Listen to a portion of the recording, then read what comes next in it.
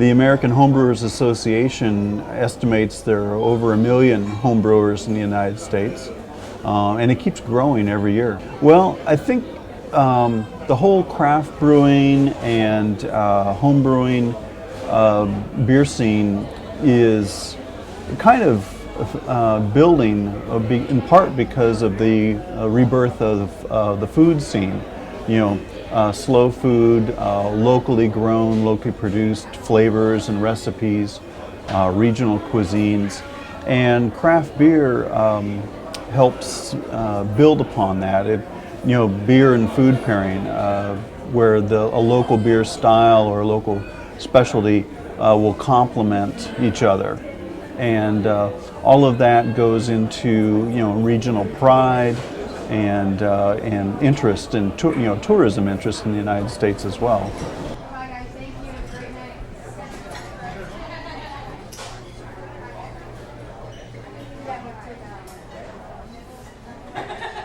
It's been happening for at least the last 15 years. The large macro brewers have started losing market share to the craft brewing scene. And it's a lot to do, as I said, with the reemergence of local foods and whether it's TV or internet, the social media says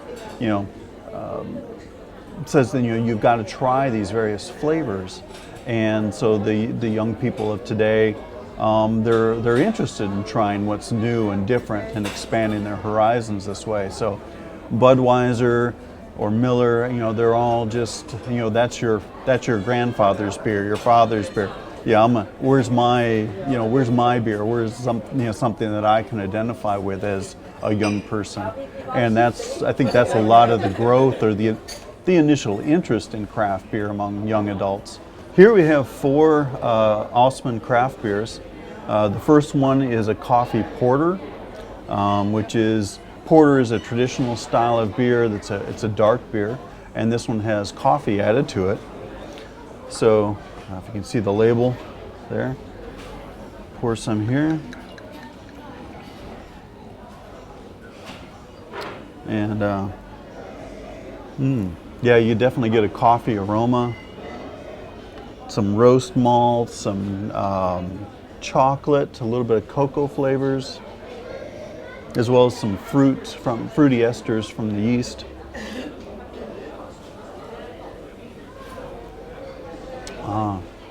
Very nice, very smooth palate. You get the roasty coffee kind of flavors, and then some real depth of flavor too, a little sweet finish. It's a very nice beer. This would go good with a lot of stronger tasting foods, such as say pizza or a steak and so on. Pairs very well with those. Yeah, chocolate dishes would go well with this as well. So that's the coffee porter.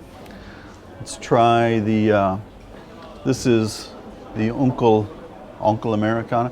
It's a session IPA, so it's an India Pale Ale that's been brewed to a lower alcohol level. Not a real strong beer, but a very drinkable beer for, say, lunchtime and so on.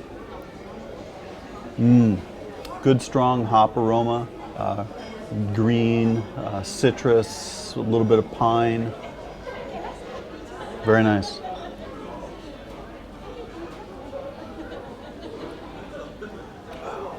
Nice bitter finish, very dry finish. Nice thing about IPAs, they're a good aperitif. They help cleanse the palate when you're pairing them with foods, and prepares you for the next bite or the next sip. Very nice beer.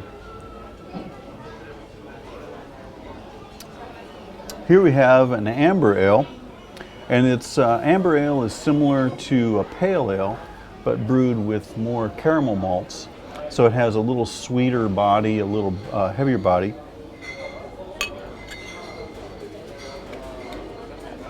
And you can see the difference in color to the session IPA there. Much richer, but not as dark as the porter.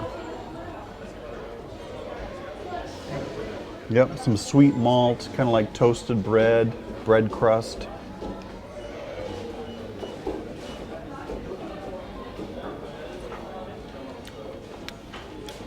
Yep, not as bitter as the IPA, not as much of a hop character, more of a malt character, and just a very warm, easy drinking beer.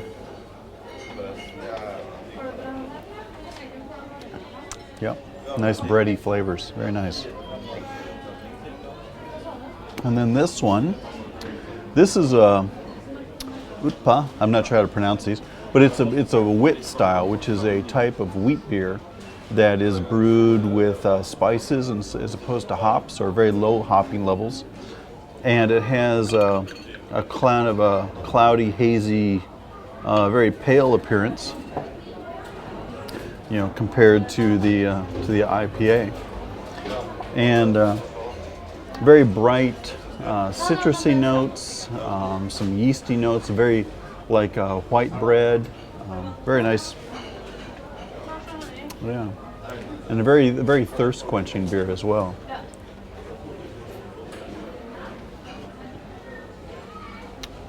Yep, very light on the palate, effervescent, very nice beer. Great for pairing with some lighter foods such as fish and chicken. Are you going to do something else than drink beer while you're in Norway? Well, yeah, I'm planning on attending this the food festival that's coming up, and I'm really interested in trying a lot of the Norwegian cuisines that I've never had before. Just today, I had a very nice fish soup that was delicious, and not something that I'd had before in the States. So, very much enjoying being here. See you around. Thank you.